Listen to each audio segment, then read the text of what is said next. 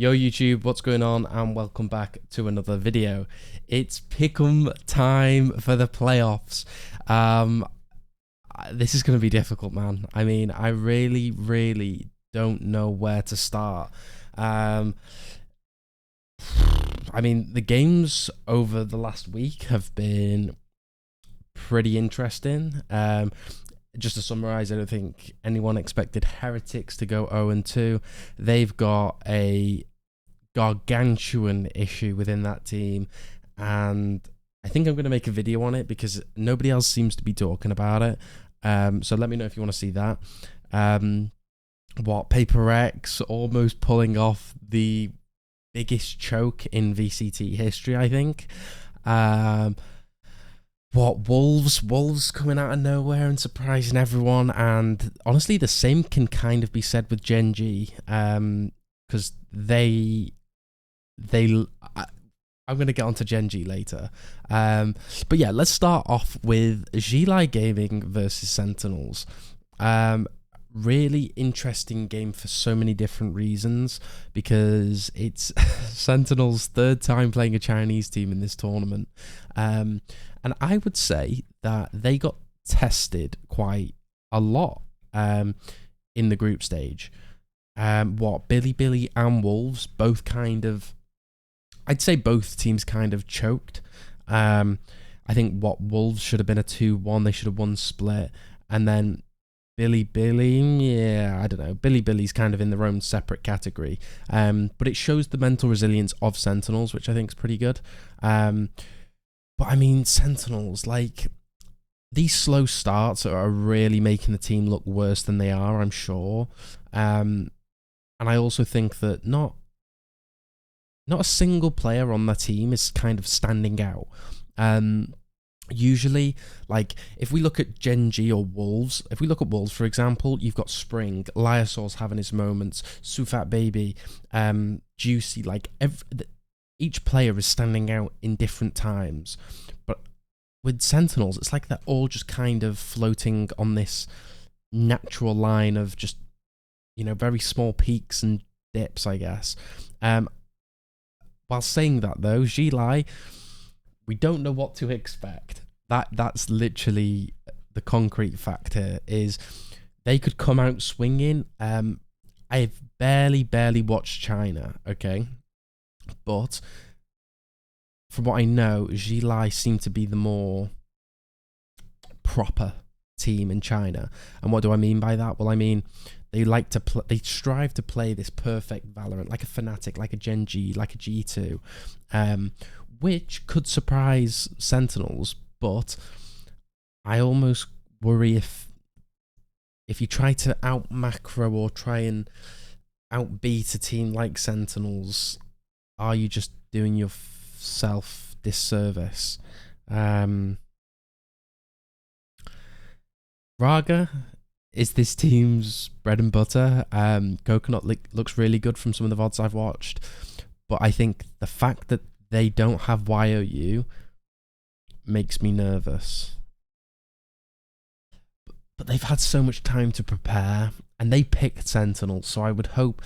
I'm going to go for a gamble here. I think in this kind of playoff bracket, you have to take risks, you have to gamble, and as easy as it would to pick Sentinels,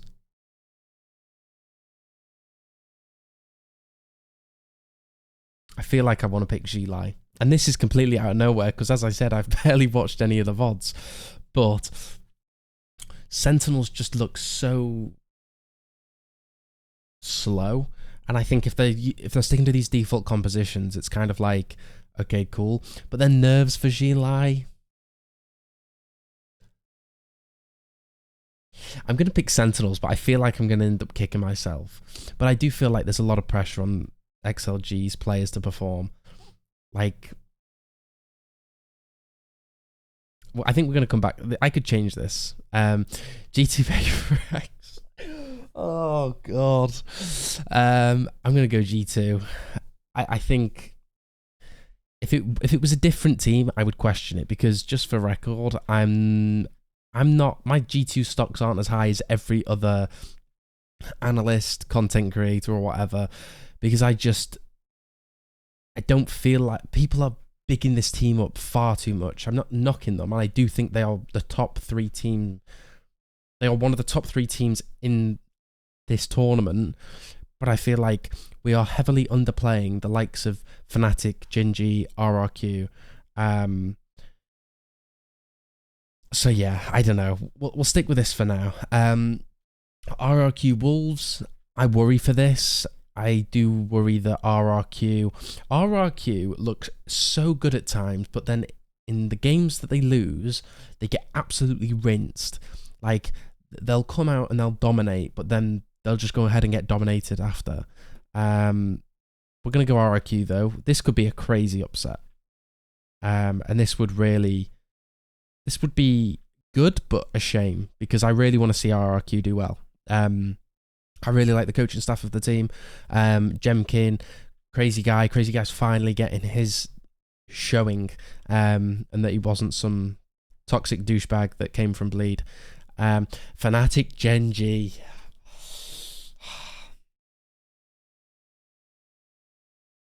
That's so hard, but I love Fnatic. I really do. But I have to back Gen.G. This is going to be the best game of... This is the best game out of all of these games, because a Boaster, Munchkin, IGL off. What? Texture versus Kayak? Kayak has to show up, and the pressure is on, because when you're playing against Texture, someone that can just kick his feet, giggle and laugh, like, Kayak just can't be nervous, and that's something I worry for. And I think I worry for a lot of the players, but it is Fnatic. I hope they've got some crazy strats pulled out and some crazy meta defining thing. I'd imagine they're just going to go double controller, if I'm honest, which would be a shame. Or they're just going to lean into double duelist with Alpha and Kayak, which I also don't think is that good of a thing. Because as strong as Alpha is, he's honestly a dangerous Sentinel player, and I think they should lean into that. Or just stick with that, I guess. This is hard. This is really hard. As you can see, we're on 70 points, okay? And to be honest, it's a bit of a shame, because I did predict Wolves, okay? I predicted Wolves, but for some reason it either didn't save, or it gave me like, it's too late. I actually put some money on Wolves winning 2-0, so I got paid like a couple quid. But yeah, don't gamble. Sentinels G2, no questions, G2. This is where Sentinels should be humbled a little bit. RRQ, Gen.G. I am going to go Gen.G. I feel like Gen.G is Pacific's best team in this tournament. Yeah, I just think Munchkin's always 2 steps ahead. Yeah, no, I'm happy with this. And I also think that the fact that Teo's not used anymore, and that they can put texture back onto Jet and Raze, is something that is very, very good. Whilst RRQ have Jemkin, who's an amazing Yoru player, which will also come in handy. And he can play other things as well, but I definitely say he's the best Yoru in Pacific and arguably the world. But I'd be surprised if they lean into the Yoru a lot more. Gilai Paper X. This would be an interesting game.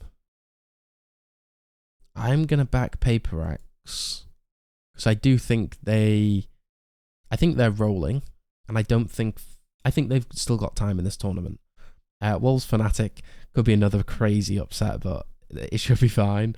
Fnatic Sentinels, Fnatic, RRQ Paper X. This would be such a close game. This really would be a close game. I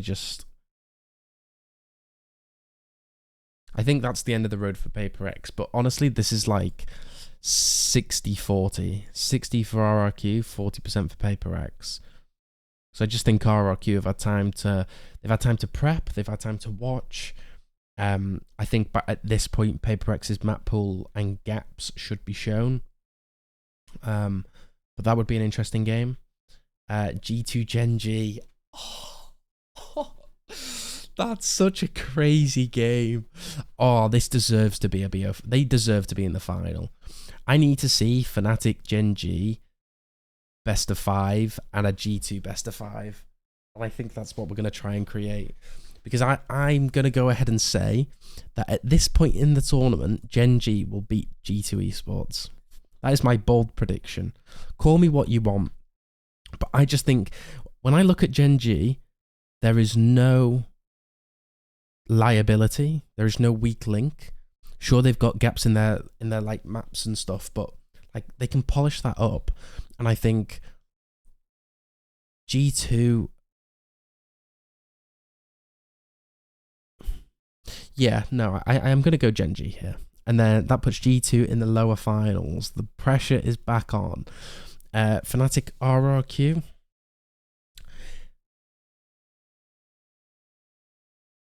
Could be interesting to put RRQ here. But I want to see a G2 Fnatic lower final. This is like 50% what I think, and then another 50% of what I hope. Because, I mean, if we get through all this tournament and this is what happens, holy, what a banger tournament. Okay, G2 Fnatic. I'm going to say that...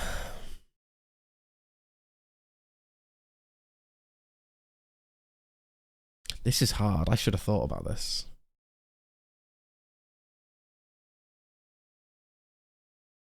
I think G2 will win this.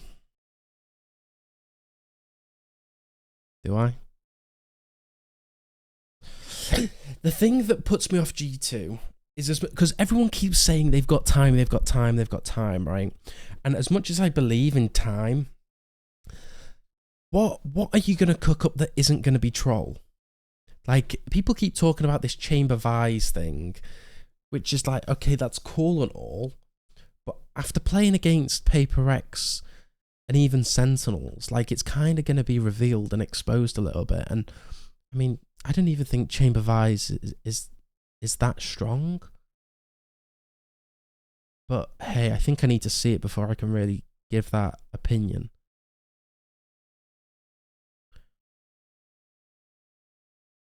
We're going to go Fnatic. I believe in Boaster. I believe in Kayak. I think once Kayak has a really good game, and I think if they do go down to the lowers, and let's say he struggles, he's got a decent time to build up his confidence. I also don't think... I think Crashy should be fine. I think Crashy's Kron, Alpha should all be chilling. I worry about Fnatic's comps being a little bit too standard. Like, I can't imagine them doing what Gen G have done with the double Senti, or the Senti Viper, Deadlock Viper on Sunset. But hey, they've got a new coaching staff. They've got Milan. I don't really know what his vision is. From this first game, if they pick like a Sunset and have something equally as crazy, I think we're in for a banger. And I think this whole predictions kind of falls off. Because I just hope Fnatic actually just do something unique and different, similarly to G2. Because this is what I mean is, I've said this before and I'll say it again. Like, being creative in this tournament, even as a good team, is what will make you succeed. I don't think you can lean back on the standard default comps, because I think, yeah, Teo's like been and gone, but everyone remembers how you play against a standard comp on Ascent, a standard comp on Sunset. Like, it's not rocket science. Like, these IGLs, these coaches, these players would have scrimmed and played against this so often that you have to just make something a little bit difficult. And then, yeah, I'm down for this. And then a Gen G Fnatic rematch in the grand final. And I think this is where Gen G will succeed and get their second ever international trophy. My Gen G stocks are high, okay? It's just because I believe in what they've done and what they're doing. The coaching staff, I cannot keep saying it, but I will. The coaching staff of HSK, Solo and Munchkin is one of the best coaching staff IGL pairings in VCT.